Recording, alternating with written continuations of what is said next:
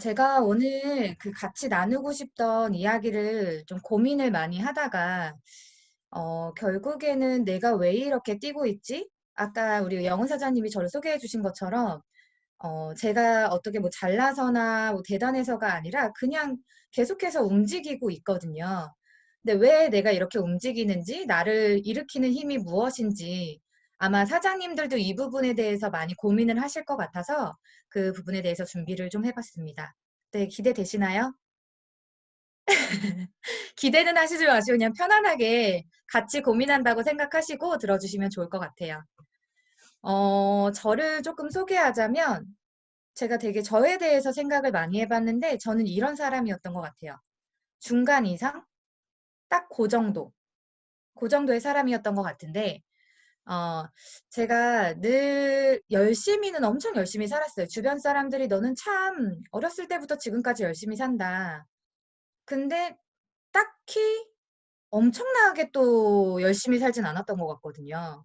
그러니까 막 저는 열심히 살았어요. 라고 막 말을 했는데, 그렇게 생각해보면 근데 또 그렇다고 대단하게 이뤄낸 것도 없는 것 같은 느낌이었달까요? 저는 원래 패션 디자인을 전공을 했어요.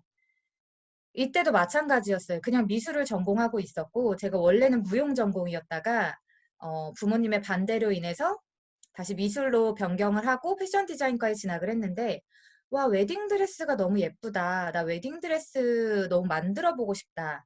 라는 그냥 단순한 호기심에서 시작됐던 꿈으로, 제가 웨딩 플래너라는 일을 시작을 하게 됐어요. 사실 웨딩 드레스 샵을 차리려면, 굉장히 많은 돈이 필요해요.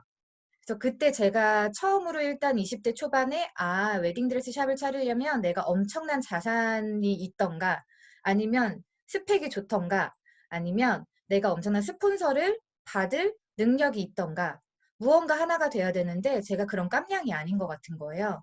그래서 빠르게 포기했어요. 전 여기서도 나는 중간 이상의 그냥 사람이었구나. 열심히는 하지만 뭐 이거는 내가 안 될 것 같으니 스폰서를 받아볼 노력도 하지 않고 그냥 바로 전향을 했었던 것 같아요. 그렇게 저는 웨딩 플래너라는 일을 시작했었고 웨딩 플래너도 마찬가지였어요. 너무 재밌었어요. 새로운 사람들을 만나서 20대 초반의 나이에 30대에 결혼을 준비하는 분들을 상대한다라는 게 쉽지는 않긴 했어요. 그리고 사실 엄청나게 다양한 사람들을 만나기 때문에 저한테 지금의 명연 고객분들이 하나도 어렵지 않은 이유는 이때 정말 많은 분들의 컴플레인이라든지 그런 처리를 하면서 그런 부분들이 좀 쌓이지 않았나 생각할 정도로 굉장히 많은 그 에피소드들이 있어요. 나중에 궁금하신 분들은 제가 겐톡으로 보내드릴게요. 웃고 싶으시면 연락 주시고 제 웨딩 플래너를 하면서도 열심히는 진짜 열심히 했거든요. 그래서 어느 회사를 가든 인정은 받았어요. 근데 그렇다고 거기에서 막 엄청나게 난년이었다던가 여기를 막 휘어잡을 만큼 웨딩계의 한 획을 그을 만큼은 또 아니었겠죠? 그냥 중간 이상? 왜 나는 근데 늘 열심히 하는데 그 이상으로 못 올라가지? 왜 늘 무언가 하는데 헛헛하지? 이런 느낌이 들었었던 것 같아요. 그리고 제가 웨딩을 하면서 아무래도 빨간 날에 일하고 주말에 일하기 때문에 저의 20대 같은 경우는 일반 20대들이랑 같지는 않았어요. 그래서 대부분 그냥 뭐 여행도 다니고 친구들이랑 불금도 보내고 이럴 때 저는 금요일이면 무조건 비상 대기조예요. 다음날 새벽부터 움직여야 되기 때문에 무슨 일이라도 찾으면 안 돼서 그렇게 일을 했었는데 나도 좀 제대로 살아봐야겠다. 여기서 제대로의 일단 포커스도 잘못되긴 했어요. 제가 아는 건 회사를 들어가는 것밖에 없었거든요. 그래서 저는 열심히 낮에 일하고 밤에 공부해서 회사를 들어가게 돼요. 정말 운 좋게 외국계 기업의 인사교육팀에 들어가게 됐고, 그것도 과장으로 들어가게 됐어요. 근데 여기 회사도 마찬가지고 이전에 교육실장으로 있던 회사도 마찬가지고 회사의 복지라든지 회사 자체는 뭐 나쁘진 않은데 제 삶이 달라지진 않는 거예요. 그래서 이게 무언가 선택이 잘못됐다라고 생각하면서 저는 그래, 내가 하던 웨딩 플래너가 제일 좋은 일이야. 왜냐하면 저한테 아는 선택은 두 가지밖에 없었으니까. 그래서 웨딩 플래너로 다시 돌아오게 됐어요. 그때 제가 웨딩 일을 30대까지 열심히 하면서 저희 신랑을 만났고, 저희 신랑을 만나서 웨딩 일에 혹사시킨 내 시간들을 보상받고자 웨딩 사진에 진짜 많은 돈을 들였어요. 음. 저는 결혼식을 부산에서 했거든요. 저희 시댁이 부산이라 저한테는 부산이 제 2의 고향 같은 곳인데, 아버님 쪽 때문에 저는 서울에서 그렇게 지인들도 많고 그렇게 아는 샵들도 많지만 부산에서 아무도 모르는 샵에 가서 준비를 하고 결혼을 해야 하는 그런 이제 조금의 아쉬움이 남았었기 때문에 제가 여기에 돈을 쏟아 부은 것 같아요. 약간 보상 심리처럼. 그래서 스페인에 한국에서 유명한 작가님 두 분을 모시고 가서 거기에서 돌아다니면서 웨딩 사진을 찍었었거든요. 이렇게 호화롭게 시작된 저희의 결혼 생활이 되게 행복할 거라고 생각했는데, 저희 신랑은 건축가예요. 그리고 스페인에서 유학을 했었기 때문에 저희가 신혼여행을 스페인으로 갔었거든요. 네, 이분은 정말 아티스트의 감성을 가지고 있는 사람이고, 인생을 자유롭게 사는 사람이고, 저희의 모토는 1년에 무조건 여행을 2번 나가자. 이게 저희 결혼의 조건이었어요. 둘 다 그 마음이 맞았었고, 정말 열심히 1년 동안 일해서 시간 쪼개가지고 겨우 한 5일 정도 휴가 내서 돈 막 700만 원, 1000만 원 투자해가지고 여행 가고. 이게 그냥 저희의 유일한 스트레스 해소법이었던 것 같아요. 근데 왜냐면 신랑은 평일에 일하고 주말에 쉬고 저는 평일에 쉬고 주말에 일하고 이렇게 살다 보니까 둘이 이야기할 시간도 없고 같이 보낼 시간도 없고 소통이 안 되다 보니까는 오해와 불신이 쌓이면서 저희는 불행해지기 시작했던 것 같아요. 그러면서 진짜 위태로운 순간들이 생겼었었고 아마 결혼하신 분들이 초반에 결혼 초반에 이런 거 많이 느끼시지 않나 라는 생각이 듭니다. 지금 부부로 잡히시는 분들이 있는데 살짝 웃고 계시네요. 네. 그래서 이 행복하려고 했던 결혼이었는데 그러다가 저희한테 그 아기가 생겼어요. 아기가 생겼는데 제가 워커홀릭이다 보니까 너무 열심히 일하는 바람에 하늘나라로 보낸 거예요. 네, 그러면서 저희 신랑하고 저하고 더 골이 깊어졌었던 것 같아요. 그렇게까지 일을 해야 되니? 뭐, 우리 가족은 너한테는 없니? 이런 얘기를 들으면서, 아, 이건 아닌 것 같다. 이렇게 하면 우리 행복할 수 없겠다라고 생각하면서 저는 웨딩 플래너라는 일을 재작년에 13년 만에 그만두게 됐었어요. 그때 제 주변에 있었던 사람이 하필 김연경이라는 사람이었어요. 김연경 사장님 아마 다들 대부분 아실 건데 저랑 같이 웨딩 플래너를 하던 동생이었고 정말 사랑스러운 사람이고 지금은 멋진 리더로서 멋있는 모습만 보여지지만 알고 보면 진짜 여리고 귀엽고 사랑스럽고 그냥 그런 동생이거든요. 저는 여행을 좋아하고 제 절친이 제주도에 살고 있기 때문에 제가 제주도에 가 있으면 제주도로 찾아와요. 그리고 제 생일이라고 집 앞에 찾아오고 제가 이 회사를 그만두고 웨딩 플래너를 그만두고 꽃을 배우고 있었거든요. 그때 이 친구가 이제 꽃집 앞에도 찾아오고 뭐 제가 배우러 다니면 거기에도 데려다 주고 제가 임신해서 혼자 있으면 찾아오고 저한테 딱 1년 고민하던 저의 1년 제 인생에서 고민하던 1년에 이 친구가 계속 같이 있었어요. 아마도 이 친구는 저를 리크루팅 하고 싶었던 것 같아요. 근데 알았어요. 이 친구가 어느 정도는 나에게 뉴스킨 사업을 보여주겠다는 것도 알았고 여러 번의 초대도 있었지만 세미나를 가긴 갔는데 왜 갔냐면 "언니 나 오늘도 거절받았어." 이러고 슬퍼하길래 불쌍해서 같이 가줬었어요. 얘가 또 상처받을까 봐. 근데 가서 지금 3번을 제가 강의를 들었다고 하는데 무슨 강의를 들었는지 하나도 기억이 안 나요. 음. 근데 이 친구가 저한테 했던 말만 기억에 남았어요. 언니 이거 진짜 괜찮은 사업인데 언니 돈 많이 벌 수 있으니까 사업하자. 내가 언니 돈 많이 벌게 해줄게. 라고 했었으면 저는 아마 이 사업을 지금도 안 하고 있을 거예요. 근데 이 친구가 저한테 했던 말이 뭐였냐면 언니는 좋은 사람이니까 나랑 뉴스킨 하자는 거예요. 그래서 아니 넌 이거 비즈니스잖아. 왜냐면 이 친구는 이미 본인의 사무실을 청담동에 하고 있는 비즈니스를 하는 친구였고 그러면 얼마든지 비즈니스적으로 저한테 접근할 수도 있을 텐데 야, 동업하자는 거잖아. 동업하는 건데 왜 나의 능력을 보지 않고 내가 좋은 사람이니까 같이 하지? 이런 생각이 늘 문득문득 들었었던 것 같아요. 그때 제가 계속해서 토리야 나한테 뉴스킨 사업은 얘기 안 했으면 좋겠어. 왜냐면 저는 뉴스킨 제품을 이미 8년째 쓰고 있던 사람이었어요. 심지어 저희 스폰서 사장님은 2년을 썼고 저는 8년을 썼어요. 근데 제품력이 좋은 건 제가 더 잘 알고 있어요. 심지어 처음에 데모날 때 제가 알려줬거든요. 저한테 어느 날 물어보더라고요. 언니, G3라는 게 있는데 진짜 좋아. 알아. 그거 개구로 만든 거잖아.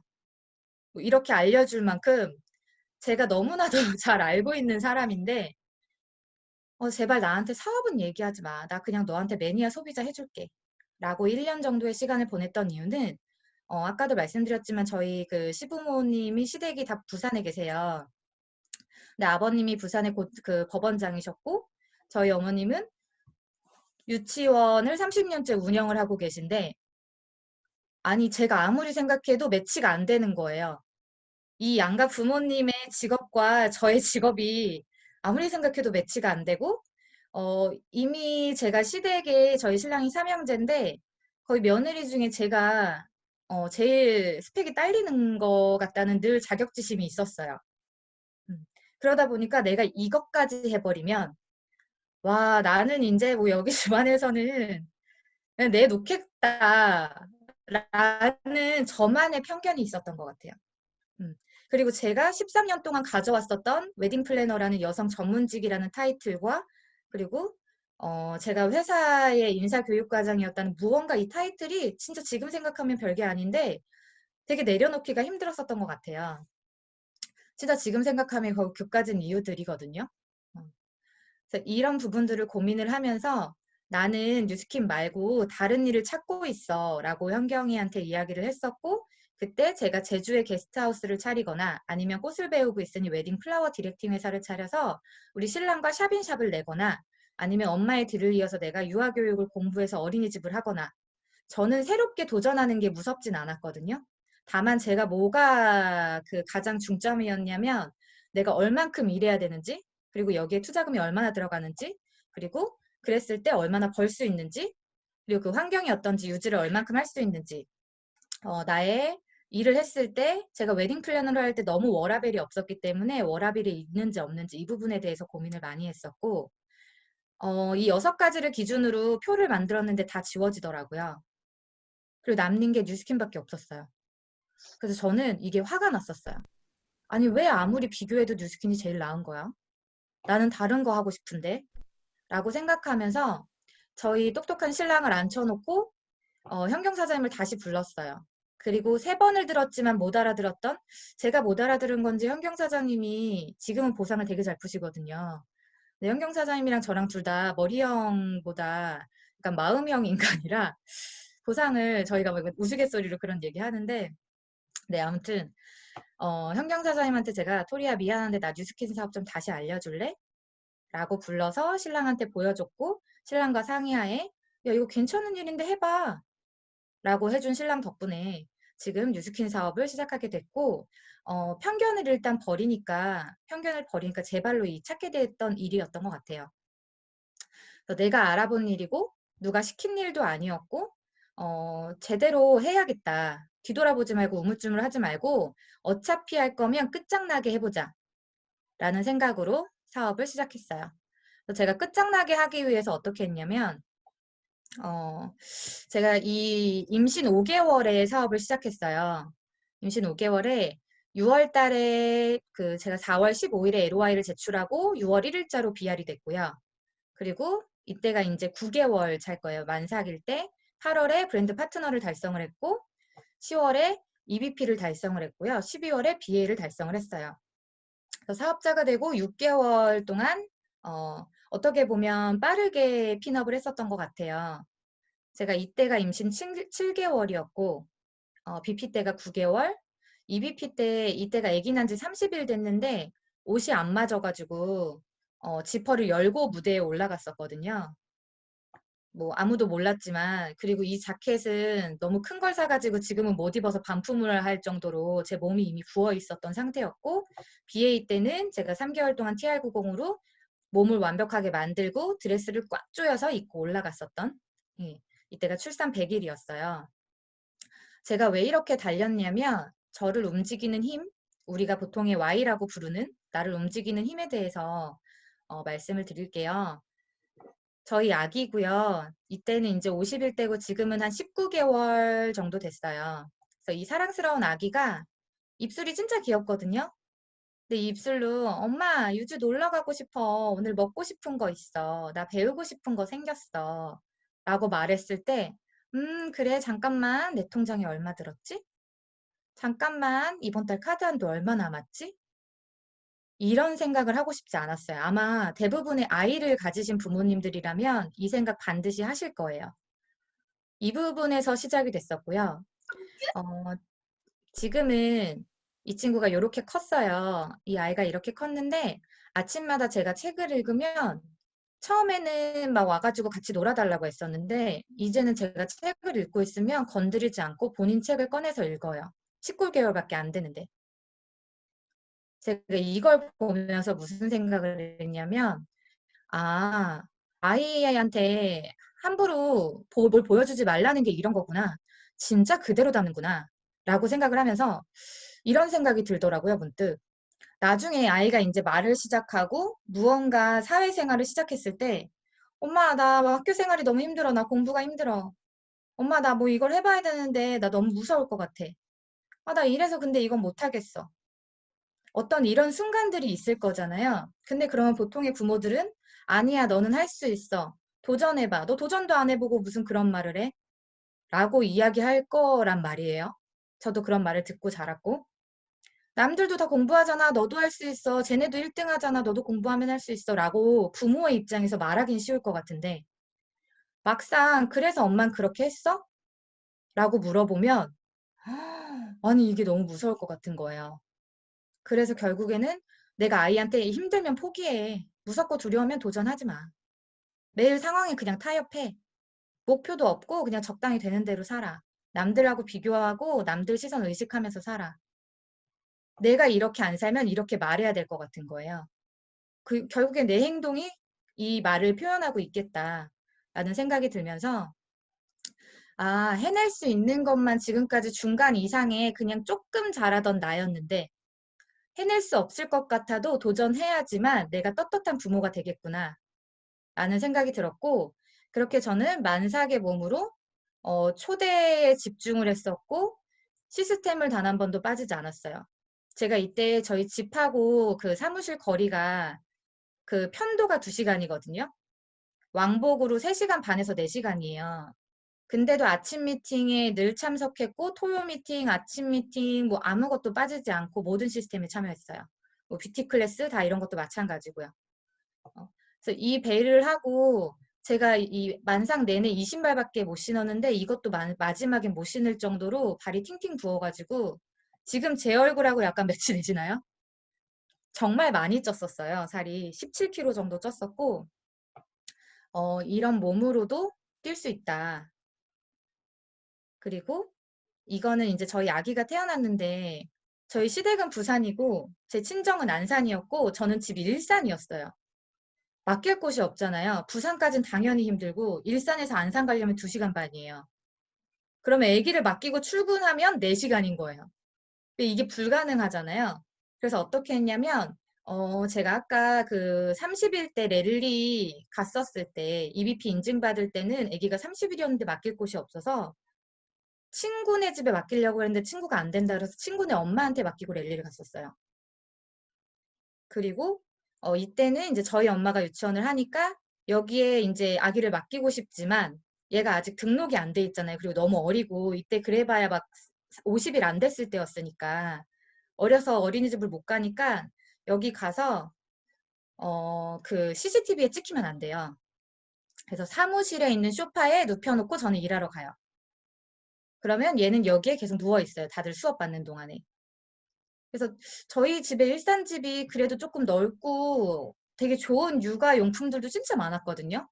근데 지금도 다 새 거예요. 한 번도 못 써본 것 같아요. 근데 그렇게 해도 아기는 잘 크더라고요. 지금도 어린이집에서 말을 제일 잘한다고 하고 잘 웃고 잘 놀고 잘 먹고 잘 크거든요. 그래서 결국에는 모든 것들이 엄마의 욕심이지 사실 아기는 사랑만 주면 잘 크더라. 라는 생각을 했었고, 제가 여기에 이사를 갈 수가 없었어요. 왜냐면 저는 뉴스킨 사업을 시작하고 일산으로 이사를 갔었기 때문에 바로 또 이사를 할 수가 없는 상황이어서 안산으로 이사를 갈 수 없으니 6개월 동안 제가 여기 어린이집 방 한 칸에 밤에는 이불을 깔고 자고 아침에는 다시 접어서 다 치워서 어린이집으로 다시 만들어 놓고 아기는 소파에 놔두고 저는 나가 있어야 되고 이런 생활을 6개월에서 한 8개월 정도 했던 것 같아요. 저희 신랑은 일산에 있고. 그렇게 좀 그 왔다 갔다 하면서 주말 부부를 했었고 이게 이제 아기를 데리고 제가 안산하고 일산을 왔다 갔다 하던 모습이에요. 짐을 풀 곳이 없기 때문에 항상 차에 이렇게 짐을 가지고 다녔어요. 아기 장난감은 아기 위에다가 올려놓고 이렇게 그냥 둘이 되게 재밌게 다닌 것 같아요. 지금 생각해도 너무 그 소중한 추억이고 이 와중에도 그냥 제가 생각했던 건 아, 그래도 아기랑 이렇게 다닐 수 있는 일이 얼마나 된다고 너무 행복하다. 라는 생각을 했었었고 이게 저희 신랑이 이제 뉴스킨을 전업하면서 인스타를 시작했는데 이걸 보고 제가 신랑이 힘들었었구나라는 걸 이때 알았거든요. 지금 그때 지난 6개월간 본의 아니게 주말 가족하며 심적으로 꽤 힘들었는데 그 시간들이 다 거짓말처럼 잊혀진다. 이때 그 당시에 이제 본인도 열심히 일을 하고 들어왔지만 집에 아무도 없었고 저랑 아기는 안산에 가 있었고 이런 시간들을 보내면서 내 가족, 내 딸, 내 신랑, 내 부모님 다 같이 대가 지불을 하고 있다. 이거 정신 차려야겠다. 라는 생각을 했었고요. 사실 벼랑 끝으로 몰아간 건 저였어요. 아무도 시킨 사람이 없었거든요. 스폰서 사장님들은 그만 좀 쉬라고 할 정도였어요. 제가 아기를 낳고 나면 아기가 통잠을 안 자기 때문에 계속 그 새벽마다 깨요. 1시간, 2시간 단위로. 근데도 2시간 반 왕복 4시간 거리를 운전하면서 아기를 데리고 다니다 보니까는 너무 졸린 거예요. 그래서 눈 떴는데 앞에 이렇게 벽이 있었던 적도 있어요. 너무 졸려서. 근데 아무도 시키지 않았거든요. 그렇게까지 해서 시스템을 나오라고. 근데 그렇게 하는 게 맞으니까 나는 꼭 성공을 해야겠으니까. 그래서 더 이상 뒤로 물러날 곳이 없게끔 만들려고 제가 상황을 설정한 거였어요. 일산에서 저도 편하게 사업할 수 있었어요. 그냥 되는 만큼만. 왜냐하면 저한테는 좋은 핑계들이 많았기 때문에. 아기도 어리고 거리도 멀고 맡길 곳도 없고 이런 핑계들이 많았는데 이거를 제가 상황을 만들지 않으면 제가 타협할 것 같더라고요. 그래서 제 가족들이 대가 지불을 하기 시작했어요. 그래서 해내야만 했고 만약에 지금 사장님들이 나는 왜 안 움직여지지? 왜 자꾸 물러나는 것 같지? 라는 생각이 드시면 상황을 설정하시면 좋을 것 같아요. 좀 더 스스로를 어차피 이거 100만 원 벌 거 아니고 제대로 하시려고 오신 거면 저는 확실하게 벼랑 끝으로 가셔서 뒷걸음질 치지 마시고 그냥 하셨으면 좋겠다라는 생각이고 또 하나의 저를 움직이는 힘은 지금 우리 여기 그룹 강의에 와 있는데 저희 파트너 사장님들이에요. 저랑 제주도에 있는 제 절친들이 부부가 전업을 해버린 거예요. 제가 사업한 지 2달 만에. 그리고 이미 1,000만 원씩 벌고 있던 언니가 또 부부가 전업을 해버린 거예요. 저 애기 낳으러 들어가야 되는데. 아니, 너무 불편하잖아요. 너무 사랑하던 사람들이 부부가 전업해버리면 이 사람들의 생계가 달린 일인데 내가 애기 낳고 누워있을 수가 없는 거예요. 근데 이 사람들이 하나하나 모이기 시작하면서 저는 제가 몰랐던 힘을 발견하기 시작했어요. 저는 중간 이상만 조금 잘할 수 있는 사람인 줄 알았는데 진짜 미친년처럼 뛸 수 있는 사람이라는 걸 이때 알게 됐던 것 같아요. 그래서 혼자만 잘 먹고 잘 사는 일이었으면 저는 절대로 이렇게까지 안 뛰었을 거예요. 아니면 저는 타고난 오지라퍼예요. 그래서 제가 손해를 보더라도 늘 사람들한테 주는 걸 좋아하는 사람이었고 웨딩 플래너 할 때도 지인들한테 잘 해주고 제 돈 써가면서 해주고 약간 서운하다고 욕먹고 이렇게 좀 사회에서는 어떻게 보면 바보 취급받을 수 있는 그런 성격인데 이게 뉴스킨에 오니까 이 금수저 성격이더라고요. 그렇지 않나요? 네. 이 오지라퍼의 성향으로 진짜 이들과 함께 손잡고 할 수 있기 때문에 우리가 강해질 수 있다라는 생각이 들고요. 저한테는 진짜 수많은 사람의 인생이 달려 있었고 아마 지금 저보다 큰 리더 사장님들 같은 경우에 더 많은 사람의 인생이 달려 있으시겠지만 저는 대부분이 지인이었어요. 대부분이 지인이었고 친했던 사람들이기 때문에 이 사람이 만약에 중간에 그만둬 버리면 그 사람의 주변에 있는 사람들, 그 사람의 가족들이 이 사람을 손가락질하거나 나쁘게 볼까 봐 그게 너무 미치겠는 거예요. 그래서 '아 내가 미쳐야 되겠다. 내가 미쳐서 내가 미치지 않으면 이건 진짜 미친 짓이다. 내가 미치는 걸 보여줘야 이 사람들도 같이 미칠 수 있겠구나.'라고 생각하면서 더 뛰었던 것 같고요. 작은 성공의 반복을 되게 중요시 많이 이야기를 들으셨을 거예요. 작은 예스, 스몰 예스라고 하잖아요. 보통 이 작은 성공이 뭐 작게는 뭐 10코어나 아니면 개인 시스템일 수도 있지만 실질적으로 우리가 비즈니스에서 제가 집중했던 것들이 프로모션, 각각의 셀 단위 프로모션, 팀 단위 프로모션, 그리고 그룹 단위, 뭐 회사 단위로 프로모션이 있을 거고, 그리고 EBA 만찬이나 5천 만찬 같은 만찬 자리 있잖아요. 이런 것들, 그리고 어떤 뉴페스타라든지 석세스 트립이라든지 내가 계속해서 도전하는 모든 것들에 대해서 매번 저 프로모션은 내 건 아니야.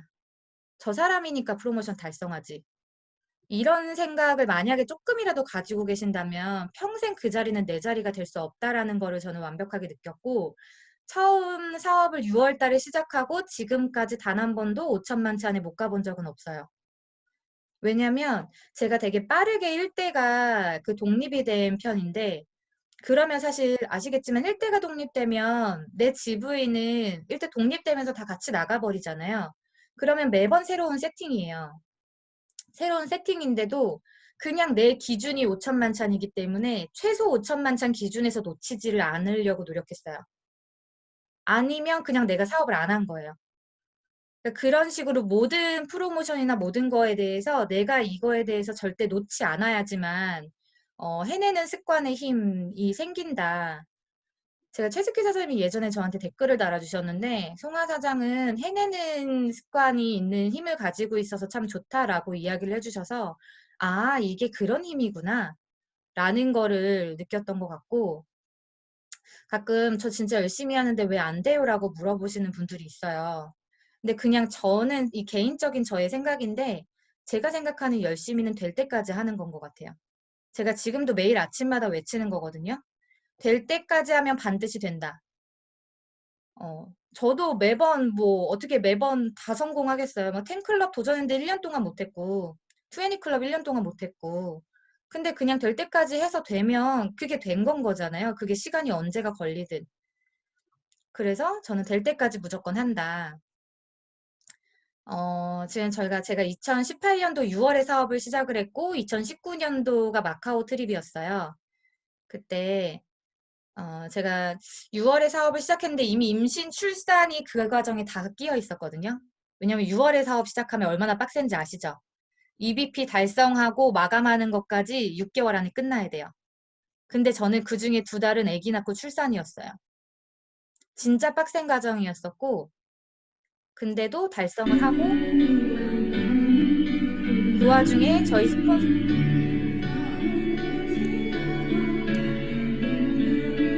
들리시나요?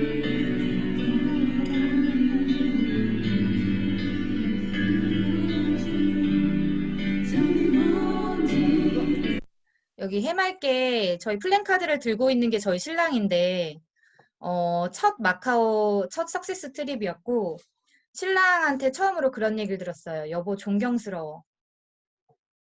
그 말을 신랑한테 처음 들으면서, 와, 씨, 이거 진짜 열심히 할 만하구나. 라는 생각이 들었었던 것 같아요. 근데 갔다 오고 나니까, 아니, 스폰서 사장님은 어차피 계속 가실 건데, 근데 파트너 사장님들 꼭 데려가야겠는 거예요. 그래서 그 다음에 아기 키우고 있느라 진짜 힘들어 죽겠지만, 나는 무조건 상반기에 방콕 달성해서 하반기에 파트너 사장님들 진짜 다 데리고 간다. 라는 생각으로 방콕 석세스 트립을 상반기에 마감을 했었고요. 물론 아직 못 갔어요. 지지난주에 갔어야 되는데 12월로 연기가 돼서 12월에 갈 거지만, 그리고 또 하나 하와이 석세스 트립은 반드시 열조와 함께 간다라는 목표를 지금 외치고 있고, 이것도 이번 달로 지금 마감이 됐어요. 그래서 트립을 절대 포기하지 않는 것, 이것도 나에게 하나의 해내는 습관의 힘이 되지 않을까라는 생각이 들고요. 그리고 제가 또 하나 해내는 습관 중에 하나는 제 임상 내기예요. 제 몸이 이랬거든요. 이랬던 몸이 지금 이번에 바디 프로필 찍었던 사진이에요. 저희 이대 스폰서 사장님이신 영웅 사장님이고, 이 몸짱 옆에 감히 설 수 있는 그런 몸이 제가 한 살 더 많거든요. 영웅 사장님보다. 음. 그래서 참 사람의 인생이라는 게 알다가도 모를 일이다. 이런 인플루언서 옆에서 이런 사진도 찍고. 네, 이 제가 TR을 하기 전까지만 해도 TR을 딱 저희 엄마, 저희 신랑 두 명에게밖에 유통을 못했었어요. 근데 제가 제대로 임상을 내고 제대로 관리를 해보니까 이게 제 나가는 말이 다르더라고요. 에너지가 다르고. 그러면서 TR이 제 주력 상품이 되기 시작했고, 제가 넣기 시작하니까 제 ER 파트너 사장님들도 TR을 넣기 시작했어요. 그래서 확실하게 레버리지를 내고 싶으시면 늘 인앤서만 들어가거나 늘 삼합펜만 들어가거나 이러시는 분들이 있어요. 그러면 확실하게 나한테는 이게 주력 상품이야가 아니고 내가 진짜 주력 상품을 만들고 싶으면 그게 될 때까지도 이것도 만들어 보는 거예요. 음. 저는 딱 TR로 무조건 ROI를 매달 넣는 게 저희 레버리지 도구기 때문에 그렇게 활용을 하고 있고요. 제가 파트너 사장님들하고 이 얘기를 되게 많이 해요. 하루에 뉴스킨에 쓰는 시간에 대해서 체크해보면 나는 아침부터 저녁까지 열심히 한 것 같은데 시스템은 그냥 당연히 하는 건 거고요. 그거 빼고 내가 뉴스킨 비즈니스가 잘 되기 위해 쓰는 시간이 몇 시간이나 되는지 내 머릿속에서 얼마나 뉴스킨에 대한 생각들을 계속해서 끊임없이 하고 있는지에 대해서 늘 고민을 많이 하고 있고요. 솔직하게 나한테 얘기해 보는 거예요. 시간 때우기 위해서 내가 무언가 열심히 한 것 같은 느낌이 들기 위해 시간 때우기를 주로 이용하는 내가 세 가지 일이 뭐지? 이거에 대해서 한번 적어보시면 결국에는 내가 이 일을 하지 않으면 이 일만 하다가는 절대로 성공할 수 없다. 지금 갖지 않은 것을 갖고 싶으면 내가 하지 않던 일을 해야지만 그걸 가질 수 있다라는 거는 불변의 진리인 것 같거든요. 이 말은 그 알면서도 알지 못하는 것들에 나온 말인데 내가 하지 않고 얻은 모든 것은 모두 남의 것이기 때문이다. 음. 결국에는 내가 지금 두려워하고 무서워하는 그 일을 제일 먼저 해야 된다. 아까도 소개해 주셨는데 저는 책일동이라는 별명을 가지고 있어요. 왜냐하면 임신했을 때부터 지금까지 늘 한결같이 전국을 뛰어다니고 있거든요. 원래도 저는 좀 돌아다니는 걸 좋아하는 성격이긴 해요. 그렇긴 한데, 저를 움직이는 힘들이 있기 때문에, 뭐, 서울, 경기, 부천, 춘천, 저희 제천, 원주, 그리고 부산, 김천, 세종, 대전, 지금 거제, 이런 모든 곳에 저희 파트너 사장님들이 계세요. 그래서 그렇게 팀을 확장시키고 있고, 사실 제가 여기에서 거리가 너무 먼데 가야 되나? 그 정도까지는 아닌 것 같은데 라는 생각을 했거나 아니면 시간이 너무 많이 뺏기는데 여기 갔다 오면 차비가 요즘에 코로나 때문에 혹시 위험할 수도 있는데 가야 되나? 이 어떤 것이라도 계산을 했으면 절대 못 갔을 거예요. 근데 계산하지 않았고 지난주에도 제주에 갔다 왔고 다음 주에도 거제, 부산, 대구 이렇게 약속이 잡혀 있어요. 근데 지금도 이렇게 해서 매일 매달 반복하면서 뛰는 힘이 무언가의 결과를 만들어주는 데 도움이 돼주지 않나라는 생각이 들고요. 저는 이 말을 늘 생각해요. 지금 악착같이 안 뛰면 진짜로 더 악착같아져야 될 괴로운 순간이 올 것 같았어요. 그래서 어차피 나는 평생 일 안 하려고 이 일 선택한 건데 지금 내가 애매하게 해버리면 더 애매할 상황이 올 수 있으니까 그냥 4년 동안 미친년처럼 바짝 뛰자. 그렇게 생각하고 뛰고 있고요. 대부분의 성공한 사람들이 어제를 되게 힘들게 보냈고 오늘도 힘들게 보내요. 근데 내일도 고통스러울 것을 알아요. 그렇지만 모레는 아름답다고 믿어요. 근데 사실은 제가 아는 뉴스키는요, 사실 그렇게까지 힘들진 않은 것 같아요. 뛰어다니느라고 뭐 체력적으로 피곤할 수는 있겠지만 사실 내가 얻는 것이 더 크기 때문에 저는 그렇게 힘들지 않거든요. 어, 제가 어떤 시간들을 보냈는지 그냥 같이 공유하면, 저희 아기가 태어날 때예요. 아기가 태어나던 날, 진통이 왔는데, 이날 아침에 저희 프로모션이 있었어요. 근데 이미 주문을 받아놓은 건들이 있었고, 이 주문건을 하지 못하면 이 사람들이 속상해할 게 생각나서 제가 아침에 진통을 참고 주문을 다 마치고 아기를 낳으러 갔었어요. 근데 이때 그 주문을 해드린 파트너 사장님이 지금 제 1대 파트너 사장님이고 SVP가 이번에 되셨어요. 그리고 이때도 저희 아기가 100일이 안 돼서 너무 일찍부터 어린이집에 있었기 때문에 고열로 입원을 했는데 이때도 저희 행사가 있었어요. 근데 저희 1대 파트너 사장님이 너무 같이 사업하고 싶은 사람을 초대했는데 안 갈 수 없잖아요. 그래서 이때도 아기 맡겨놓고 병원에서 옷 갈아입고 가서 파티에서 같이 만나고 다시 돌아왔었어요. 그 2대 파트너 사장님도 SVP가 되셨어요. 지금 EVP 도전 중이시고 여기는 제가 콜드하던 부동산이고 여기 지금 사장님의 며느리분도 제 2대 파트너 사장님이시고 저는 지금도 아기를 안고 같이 전단지를 돌리고 있고요. 저희 글로벌 컨벤션에 갔을 때 아기가 돌즈음이었기 때문에 돌치리가 엄청 심했거든요. 고열로 이제 입원을 해야 되는 그런 상황이었음에도 갔다 와서 티크림 발라주고 뭐 어차피 제가 막을 수 있는 상황은 아니니까 그렇게 그냥 제가 해야 되는 일에 포기하지 않았던 것 같고 돌잔치 끝나고 보통 엄마들이 진짜 쓰러져요. 돌잔치 끝났는데 다음 날이 랠리여서 그날도 끝나고 아기 없고 혼자 우리 랠리 애프터 때 먹을 우리 파트너 사장님들 간식 사러 장 보러 다니고 결국에는 노산이라서 아이가 아파서 아이가 어려서 아기 맡길 곳이 없어서 정말 되기 좋은 핑계잖아요. 그리고 운전을 못해서 거리가 멀어서 시간이 없어서 집안일이 있어서 가족들 눈치가 보여서 그럼에도 불구하고 할 일을 하는 사람만이 성공한다. 라는 게 저의 논리였어요. 그렇게 뛰었었고요. 이렇게 뛰고 나면요. 자존감을 높아지는 거는 제가 가질 수 있는 행운이에요. 근데 이렇게 뛰지 않잖아요. 결국에는 주변에서 나 뭐 일 있는데 너가 좀 봐줘. 이걸 맡기는 사람이 돼요. 그러려고 이 사업한 건 아니었거든요. 그러면서 왜 나는 주변에서 다 나한테만 일을 시키는 거야. 아니 왜 그 일을 만약에 본인이 진짜 주도적으로 일을 하고 있으면 이 사람은 안 되는 사람인 걸 알기 때문에 절대 안 시켜요. 저희 집도 애기한테 무슨 일이 있으면 저한테 전화 안 와요. 어차피 안 올 걸 알기 때문에. 그래서 주변 환경에서 내가 우위에 서는 것이 진짜 중요하다. 주변 환경에 지배당하는 순간에 나는 내 자존감을 유지할 수 없게 된다. 라는 부분에 대해서 같이 공유를 하고 싶었고요.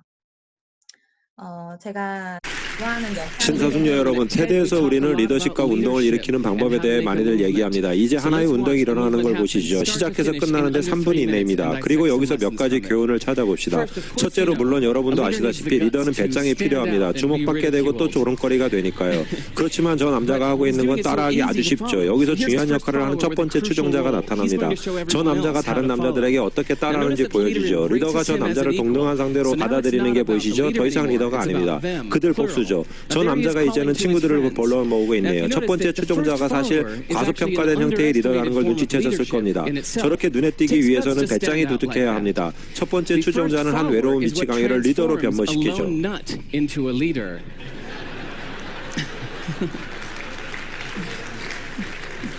두 번째 추종자가 오네요. 이제 외로운 미치광이도 아니고 두 명의 미치광이도 아닙니다. 세 명은 하나의 집단이고 집단은 뉴스거리가 되죠. 운동이란 건 대중적이어야만 합니다. 리더를 보여주는 것이 아니라 추종자들을 보여주는 것이 중요하죠. 새로운 추종자들은 리더가 아닌 추종자들을 따라하기 때문이죠. 여기에 두 명의 사람이 더 오고 바로 뒤에 세 명의 사람이 더 붙습니다. 이제 가속도가 붙게 되죠. 이게 바로 전환점입니다. 결국 하나의 운동이 됩니다. 알았죠? 네, 이 영상에서 보시는 이것이 진정한 레버리지 아닌가요? 제가 생각하는 레버리지였고요. 제가 진짜 좋아하는 영상이에요. 리더십과 팔로워십이 있을 때 무엇이 더 중요하냐라고 했을 때 리더들은 팔로워십이라고 이야기를 해주시더라고요. 이끌던가 따르던가 아니면 비켜서라 이 말 들어보셨을 거예요. 저한테는 정말 사랑하는 동생이자 저희 스폰서 사장님이 김연경 사장님이 웨딩계에서는 저보다 7년 늦게 들어온 후배였고 5살이나 어린 동생이에요. 근데 만약에 제가 사업을 결정하고 나서 무슨 말을 저한테 했었을 때 아니 근데 나는 언니 생각에는 내가 너보다 5년 더 살았잖아. 내가 너보다 일을 더 많이 해봤잖아. 이런 마인드로 대했었다면 절대 지금의 저는 없을 거라고 생각해요. 완벽하게 비우는 게 가장 먼저고 거기에서 진짜로 이 사람이 내가 선택한 거잖아요. 이 사람의 삶을 담고 싶어서. 그랬으면 이 사람이 말하는 대로 먼저 해보는 게 가장 중요하다. 그리고 나서 그것을 가득가득 이 사람의 에너지와 나의 노력으로 채우자. 그래서 제가 지금도 항상 해주는 말인데 내가 너의 가장 강력한 팔로워가 되어줄게. 라는 마음으로 처음에는 제 절친들이 파트너기 때문에 절친들이 섭섭해할 정도였어요. 너무 스폰서만 바라봐서.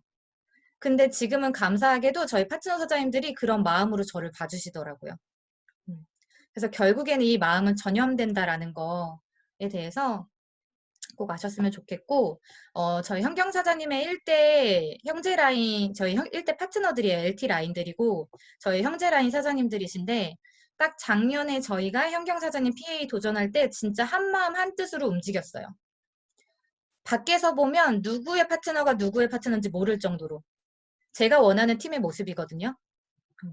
그래서 하나하나 각자가 가진 장점이 있잖아요. 그러면 이 사람의 장점을 시기 질투가 아니라 이 사람의 강점을 내가 똑같이 배워보고 노력해보고 나도 이 사람에게 좋은 영향력을 주고 서로 이 힘을 나누면서 지금도 진짜 끈끈해요.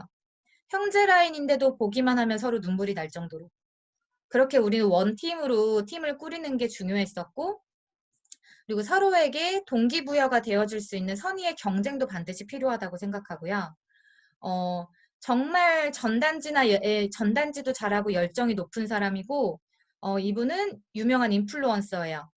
정말 사람들한테 얘기하면 저라도 살 것 같아요. 진짜 무언가 전달력이 좋은 사람이고, 이 부분은 너무 그 마케팅을 잘해요. 근데 각각의 장점을 제가 벤치마킹 하는 거예요. 다만 본인이 가져야 될 자기만의 강점과 자기만의 컬러는 잊지 않으셨으면 좋겠어요. 아무 생각 없이 하는 비즈니스가 아니라 나만의 자료와 나만의 임상과 나만의 강점을 색깔을 입힌 본인만의 자료도 반드시 만드셨으면 좋겠고, 이제 거의 다 와가는데요. 제가 조직을 이제 키워가면서, 리더 사장님이 그런 얘기를 하시더라고요. 리더는 숫자에 예민해야 된대요. 그래서 그때부터 수치화에 예민해지기 시작했어요. 저는 수학을 진짜 못하는 사람이거든요. 근데 조직의 레버리지는 수치화로 나타난다.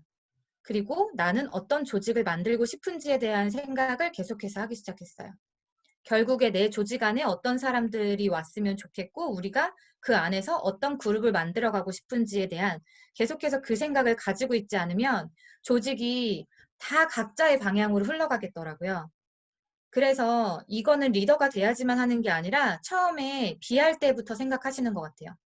내가 파트너가 왔을 때 어떻게 그룹을 키워나갈 것인지에 대해서 생각해 보셨으면 좋겠고, 저는 모든 시스템 이하에 내 이하 파트너가 몇 명이 있는지 매일 매순간 체크해요. 오늘도 마찬가지고요. 그래서 제가 랠리만 봤을 때는 처음에 4명이었고요. 그 다음에 7명, 그리고 9명, 11명, 13명, 18명. 이렇게 1년이라는 시간 동안 4명이 갔던 랠리에서 18명까지 늘어났거든요. 그리고 저희 파트너 사장님들이 하나, 둘, 셋. 12월 50 하와이 가자! 이때 랠리에서 같이 공동의 목표를 외쳤어요. 아마 작년에 랠리 오신 분들은 아시겠지만 제가 포리클럽을 달성했었던 그 원동력이었거든요. 저는 1년 내내 20클럽을 도전했어요. 근데 매번 18명, 17명, 19명 이렇게 실패했었거든요. 근데 그거를 저희 파트너 사장님들이 제 마음을 느꼈는지 저렇게 외친 거예요. 우리 20클럽 말고 포리클럽 가자. 라고 해서 외쳤고 그냥 외치고 말 수도 있는데 해야 되겠는 거예요. 저희 파트너 사장님들이 이렇게까지 마음을 모으는데 그래서 그날 이후부터 계속해서 저희 셀방에서는 힘을 모으기 시작했어요. 그리고 저는 이 글을 제 메모장에다가 적어놓고 매일 아침 운전하면서 외쳤어요. 2019년 12월 8일 6시 30분이 그날 랠리의 포리클럽이 있는 시간이었거든요. 우리 모두는 경주랠리 포리클럽 무대 위에서 외치게 됩니다. 라고 하면서 저의 이런 목표와 다짐들을 이야기했고 제가 생생하게 상상하고 수도 없이 외치고 있는 다짐을 공유합니다. 이거를 끊임없이 외쳤더니 김현우, 이하나, 설규선, 손진국, 이재규, 조회자, 박용수, 김수우, 황기송, 장한희, 권명호, 정미란. 이날 여기에서 하겠다고 다짐했었거든요. 시간까지 적어놓고. 나의 타협은 팀의 몰락이다. 내가 타협하지 않으면 우리 모두 원하는 곳으로 올라갈 수 있다. 반드시 해낸다. 해내는 것으로 증명한다. 어차피 빡세고 짧고 굵게 끝내고 쉬는 건 트림과 서시겠습니다. 네, 이때 그 카톡에 적어놨었던 그 말을 너무 많이 외쳐봐서 사실 무대 올라가면 긴장돼서 다 까먹잖아요. 근데 너무 이게 제가 세뇌가 되어 있으니까 그냥 그 토시 하나 안 틀리고 그대로 나왔었어요. 그때 저희 파트너 사장님 한 명이 목표를 입으로 말했었던 게 공동의 목표가 됐고, 또 다른 한 명이 막 열심히 초대하는 거를 카톡방에 계속 올리는 거예요. 그래서 이거를 분위기가 안 하면 안 될 것 같은 분위기가 되어가면서 불씨를 쏘아 올려줬고, 그 다음에 이날 아침까지도 많은 한 명 한 명이 도전해서 이루어낸 포리클럽이었어요. 정말 소중한 그 순간이었고, 결국에는 제가 그 BA까지 6개월이 걸렸는데 SBA까지도 한두 달이면 될 줄 알았어요. 이 속도로 가면 금방 되겠지 뭐. 라는 제가 겸손하지 못한 생각을 했었는데 그렇게 하고 딱 1년이 걸린 것 같아요. SBA가 되기까지. 그동안에 저는 저를 되게 많이 탓했어요. 아, 내가 뭐가 부족하지? 내가 뭘 이렇게 못하길래 이렇게 SBA가 어렵지? 내가 리더로서 많이 부족하구나. 이런 생각들을 하면서 생각을 했었는데 결국에는 어떤 성공도 쉽게 허락되지 않는 거였고 제 도전도 실패는 아니었더라고요. 이때 포리클럽을 했던 에너지로 SBA가 됐던 것 같고 그리고 저랑 저의 가족, 저희 사랑하는 사람들이자 파트너 사장님들 다 같이 성장할 수 있었던 시간이었고요. 우리는 그렇게 또다시 지금도 도전하고 있는 시간이고요. 나의 타협은 팀의 몰락이다. 내가 타협하지 않으면 우리 모두 함께 손잡고 원하는 곳으로 오를 수 있다. 반드시 해낸다. 해내는 것으로 증명한다. 라고 제가 외쳤잖아요. 지금은 파트너 사장님들이 이 말을 똑같이 외쳐요. 그들의 마음에 제 마음이 전달이 됐기 때문에 그 시간이 1년이 절대로 아까운 시간이 아니었다고 생각을 하고요. 저한테는 가치를 알았기 때문에 이런 대가지불들이 진짜 쉬웠어요. 제가 처음에 서두에 말씀드렸던 저의 두려운 명단이었던 양가 부모님은 지금 같이 끝까지 사업을 너무나도 지원해주고 계시고 저희 어머님이 이번 달에 사업자가 되셨어요. 저희 어머님은 이대를 나온 우아하게만 평생을 살아오신 분이거든요. 근데 지금 사업자가 되셨고 5월 달부터는 부산에 오프라인 시스템 참여하실 거예요. 그래서 오시면 아마도 부산에서 가장 고령의 최고령 사업자가 아니실까 생각이 드는데 많이 환영해 주셨으면 좋겠고 저도 자주 갈 거고요. 그리고 정말 닮고 싶은 분들, 이 가득 차는 이 삶이 있기 때문에 정말 그런 그 대가지불이라고도 할 수 없을 만큼 더욱더 제가 많은 것을 얻는 것 같고 그리고 저는 사실 막 대한항공이나 이런 삼성그룹보다 최숙희 신영태 사장님의 더 롤모델이거든요. 둘 중에 하나 준다 그러면 저는 최숙희 신영태 사장님 될 거예요. 다 그렇지 않나요? 결국에는 돈 많은 부자가 아니라 존경받고 선한 영향력을 끼치는 그런 부자의 삶을 살고 싶고 제 삶이 그냥 열심히만 살았던 삶인데 지금은 정말 다채롭게 가득 차는 삶이 된 것 같아요.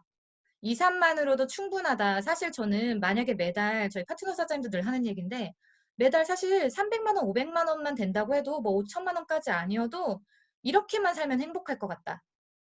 라는 생각이 들 정도로 매일이 꽉 차게 행복한 것 같고요.